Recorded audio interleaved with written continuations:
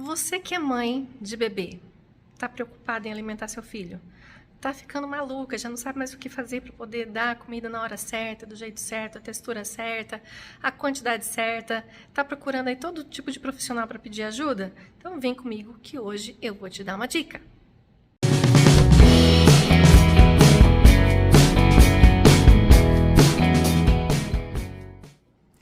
Oi, eu sou Sibila Lamalfi, aqui no canal com vocês. Eu sou psicóloga, sou psicanalista e hoje eu quero começar a fazer uma série de vídeos para vocês falando sobre um pouquinho de psicanálise e falando também sobre um autor que é um autor referência, né, na psicanálise, que é o Donald Woods Winnicott, que é a abordagem dele. Ela fala sobre o amadurecimento, né, sobre o ambiente, como isso tudo afeta a nossa constituição psíquica. Então, vem comigo que hoje a gente vai começar a falar um pouquinho sobre Winnicott.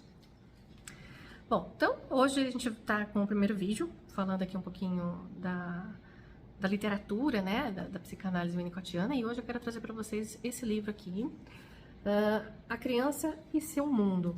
Foi um livro escrito pelo Winnicott em 1965. Então, no vídeo de hoje, eu vou falar um pouquinho sobre o primeiro capítulo que fala sobre a alimentação do bebê, né? O título do capítulo que nós vamos comentar aqui hoje é A Alimentação do Bebê.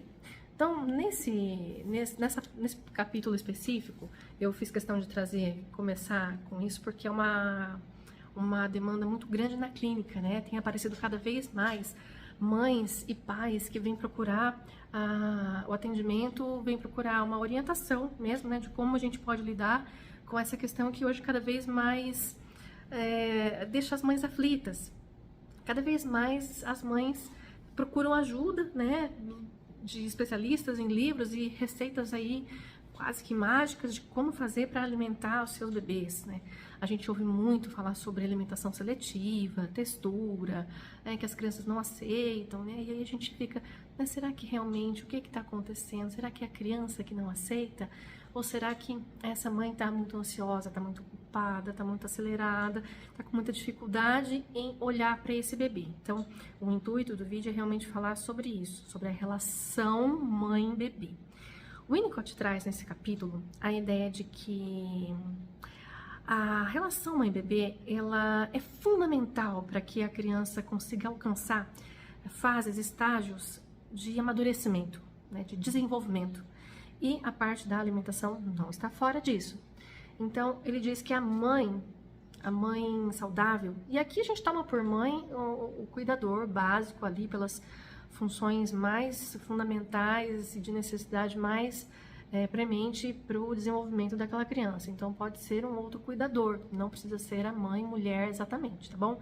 Então, toda vez que eu estiver falando aqui mãe, eu estou falando dessa figura representativa de cuidados para com esse bebê nesses primeiros momentos aí de amamentação ou da introdução alimentar. Então, pode ser uma outra pessoa que não necessariamente a mãe biológica, certo? Então, assim, essa pessoa que eu tô chamando de mãe, ela precisa se colocar nessa relação com o bebê de maneira muito empática, de maneira a procurar realmente conhecer o bebê que apareceu ali, né, na vida dela. Conhecer.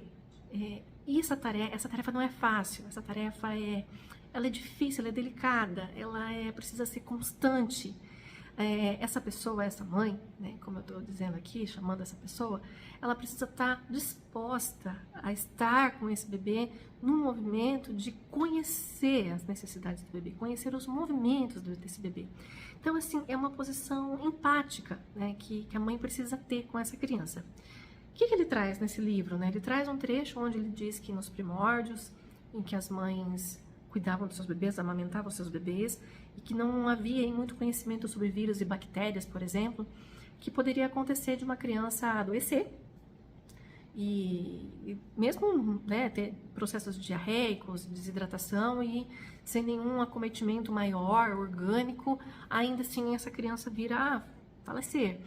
E aí o que ele comenta? Ele comenta que como não se tinha conhecimento de que poderia ser uma bactéria, um vírus, enfim, um micro-organismo, a mãe julgava, né, isso são dados históricos, não são relatos históricos que ele traz no livro, para dizer que a mãe começava a acreditar que o problema era o leite dela, né? Que a culpa, então, era dela. E a partir desse momento, criou-se uma cultura, né, de se dizer, o meu leite é fraco, o meu leite não é bom, eu tenho medo, né? Às vezes, antes da criança nascer, eu tenho medo que eu não consiga amamentar meu filho, eu tenho medo do meu leite ser fraco, eu tenho medo de perder o meu bebê. Mas isso vem de uma ideia mais antiga, né? De que quando realmente não se tinha conhecimento de que havia esses micro-organismos que poderiam estar no ambiente e que poderiam ser levados à boca do bebê por algum vetor, algum caminho, e levar o bebê a óbito. Então, essa é uma primeira observação que ele coloca no livro, para dizer da necessidade que as mães começaram a adquirir com o passar do tempo, de buscar conselhos, né, de buscar aconselhamento de como elas devem cuidar do seu bebê. E esse é um ponto muito importante do livro, porque então ele vai ressaltar que, na verdade, o que a mãe precisa é conhecer esse bebê, é se colocar empaticamente, tentando entender os seus movimentos, e que isso pode gerar, num primeiro momento, assim, situações difíceis, de luta mesmo. Ele usa essa palavra de luta entre ela e o bebê, na tentativa de se conectarem um com o outro, na tentativa de realmente entender qual é a necessidade, né? Então, a gente está falando de coisas práticas aqui. Por que um bebê chora? Em que momento ele está chorando? O que significa aquele choro? A gente está falando de algo que nem a mãe nem o bebê sabem. Então, a mãe vai precisar descobrir. E ao mesmo tempo que ela vai precisar descobrir, ela também vai precisar ensinar o bebê sobre aquilo que ela descobriu. Então, nesse jogo de observação e de acolhimento e de holding, como ele chama também, né, da mãe estar com o bebê no colo, esse contato que é tão importante, né, pele com pele, calor humano, existe também aí a manipulação, né, com o bebê, que já vai chamar de handling, mas eu não vou adentrar nesses dois conceitos aqui. Mas é mais para ilustrar que essa mãe, ela precisa também estar com contato físico com esse bebê, né? O bebê precisa do contato físico com a mãe, né? Nesse primeiro momento, esses primeiros meses de indiferenciação do bebê, ele não se entende enquanto um ser humano, um indivíduo separado da mãe, ele entende como ele e a mãe uma coisa só, e aos poucos ele vai entendendo essa separação, essa distância, essa diferença, mas é com a ajuda da mãe, com essa presença muito constante, muito disponível da mãe, né, e com as pequenas ausências também que ela vai oferecendo com o decorrer do tempo. Mas essa necessidade da mãe estar prestando atenção à necessidade do bebê, vai ajudar também o bebê a entender as suas próprias ansiedades, as suas próprias angústias, o que é um fenômeno muito interessante que ele compreendeu e teorizou, né, e tem aí uma ampla literatura mesmo, são muitos livros que ele escreveu, detalhando cada momento, e eu espero poder trazer todas esses detalhes, esses pormenores com profundidade, de uma maneira muito simples aqui para que vocês todos possam alcançar. Mas ele vai ressaltar, assim, além dessa necessidade da mãe poder conhecer o bebê, e essa luta que vai acontecer entre mãe e bebê, entre cuidador e bebê, é o que vai fazer com que, com o passar do tempo, exista também uma outra coisa muito importante no processo do desenvolvimento da criança, que é a confiança. Uma mãe precisa ser saudável também, né? Então esse olhar também é muito importante, ele traz isso com uma relevância muito grande, que a mãe também precisa ter alcançado a possibilidade de se tornar uma pessoa saudável, de ser uma pessoa sadia. E aí a gente retorna a que criança foi essa mãe, né? Como foi cuidada essa mãe? Como ela se desenvolveu até o momento em que ela se tornou mãe? Quais foram as conquistas que ela conseguiu alcançar para se tornar uma pessoa saudável? E esse é um outro ponto que a gente pode ver em um outro momento, porque uma mãe que não é sadia, que não é saudável, muito pouco pode oferecer de saudável para essa criança no quesito ambiente. A mãe é um ambiente, é o primeiro ambiente do bebê. Então, voltando aqui agora para esse capítulo, né, sem adentrar nessa outra questão, mas uma mãe sadia pode ajudar uma criança a se tornar sadia, no sentido de que ela não seja negligente com essa criança e que ela também não seja invasiva, né, que ela não seja nem de mais e nem de menos. Então, ele traz essa questão na questão do alimentar a criança, né, da amamentação e da introdução de alimentos.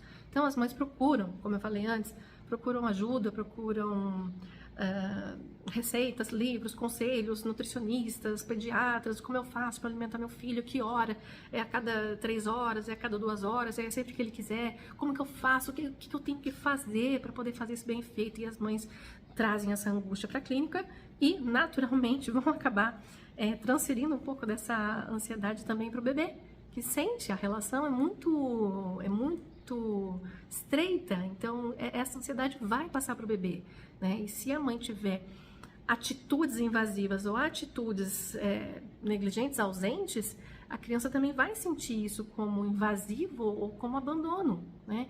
Então, as recomendações de Winnicott, elas vêm no sentido de dizer que se a mãe conhece o bebê, se ela luta para estar com esse bebê numa relação boa, num vínculo bom, numa criação de confiança, de conhecer, o desejo de conhecer as necessidades desse bebê, então as coisas tendem a fluir mais naturalmente.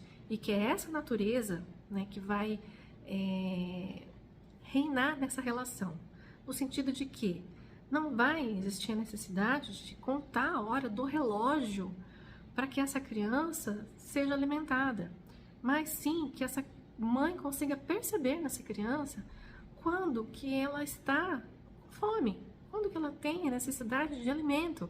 Mas essa relação precisa ser uma relação muito, muito, muito bem trabalhada. Não vai acontecer assim da noite para o dia. É ali na presença, no dia a dia, no contato. E é interessante porque a mãe, ela vai conhecer o bebê, como são os bebês, como funcionam os bebês, a partir do momento que ela se dispõe a conhecer o seu bebê. Assim como o bebê vai saber como são as mães, estando com a própria mãe, né? E sempre fazendo ressalva de que a mãe é o cuidador ali fundamental do dia a dia dessa criança. E aí, a gente está falando de vínculo, né? Nesse momento a gente está falando de vínculo, que é a coisa mais importante que existe. Para a mãe, ela vai entender que ela está criando um vínculo com o bebê. Para o bebê, ele vai compreender que o que ele tem é um ambiente que cuida dele, que provê as necessidades. Ele ainda não entende que é uma outra pessoa. O que ele entende é que existe talvez ali aos poucos, que existe algo que venha de fora, ou talvez algo que ele crie para além daquele pequeno espaço onde ele está circunscrito, que ele ainda não tem ainda consciência do que seja. Isso vem aos poucos, né? Nos primeiros meses isso é muito primitivo, né? É uma relação mãe-bebê, não é uma relação dual, né? É uma coisa una, né? Entre essas duas pessoas, para o bebê. Em algum momento também a gente vai ter aí algumas nomenclaturas para designar como funciona a psique da mãe também, quando ela está nesse primeiro momento tão vinculada e tão focada nos cuidados com o bebê, com seu filho. E aí ele traz algumas questões para a gente pensar, né? Imagine que a primeira ligação que o bebê pode ter com sua mãe é no olfato, quando ele nasce, né? Então, pelo cheiro, ele pode reconhecer que está num lugar seguro. E aí, o que acontece muitas vezes no momento do parto? A criança é retirada de perto da mãe e vai para uma outra sala para ser limpa, enfim, examinada.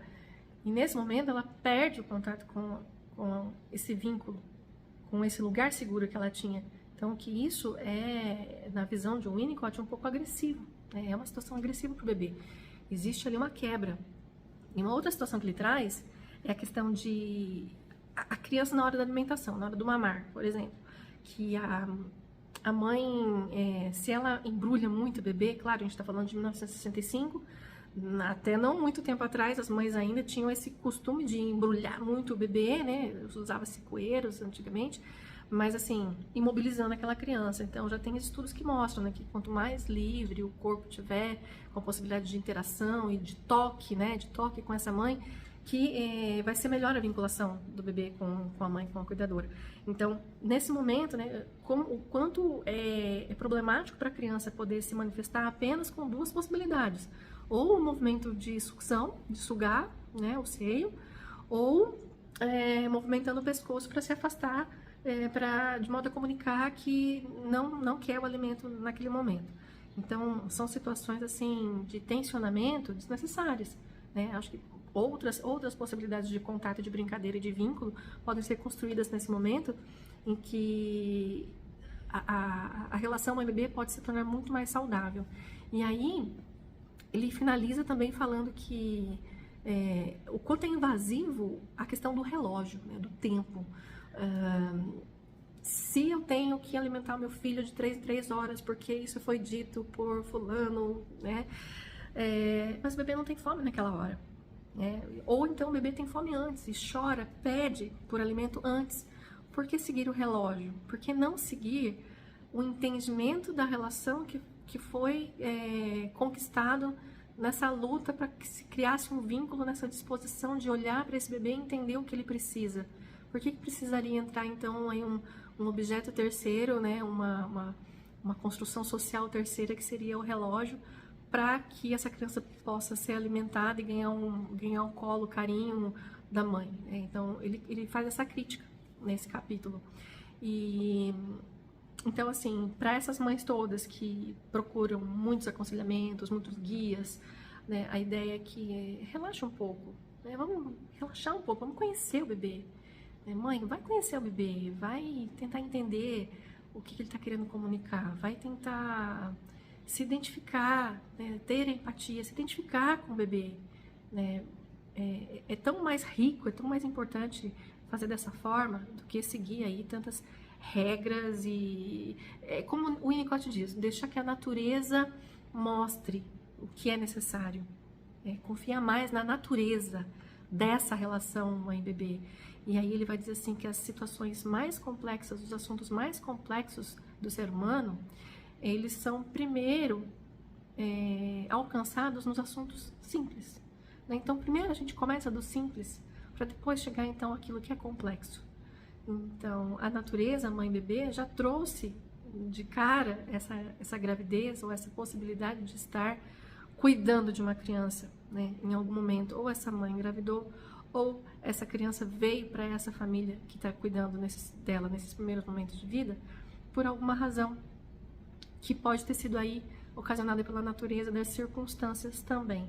E enquanto um ser instintual, de natureza, nós temos essa capacidade de nos dedicar ao outro, e nessa identificação cruzada, que acontece com a mãe e o bebê também, em certo nível, sim, é possível que exista uma vinculação, uma confiança, e a partir disso, então, a alimentação começa a acontecer naturalmente, na sua necessidade, no seu tempo e na quantidade que também seja necessária para aquele bebê. Então, com isso, eu finalizo o vídeo de hoje. Se inscreve no canal, vamos acompanhando. Eu vou seguir outros capítulos aqui do livro, os que forem mais interessantes aqui. Se vocês quiserem também sugerir algum capítulo, se você já conhece esse livro, pode sugerir. Eu vou preparar o material para vocês. E ficamos por aqui. Até o próximo vídeo. Se inscreve, curte, compartilha, comenta. E estamos aí.